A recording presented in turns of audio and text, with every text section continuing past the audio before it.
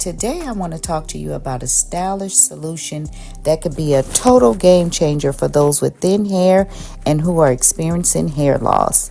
As you can see, my client here, I've already started her hair.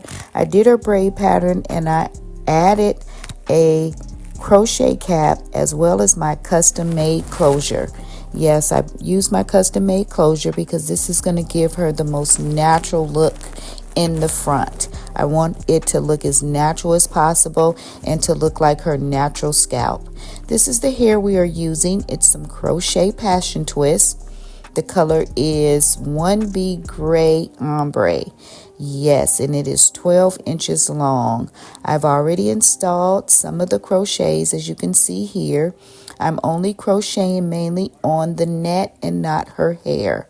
Because again, as always, I want to put as less weight, tension, and pulling on her hair as possible. And I just want you to know that crochet braids can be an excellent solution to hair loss and to thin hair. And look at this beautiful style. Look how this came out. It looks so beautiful, so natural. Please subscribe.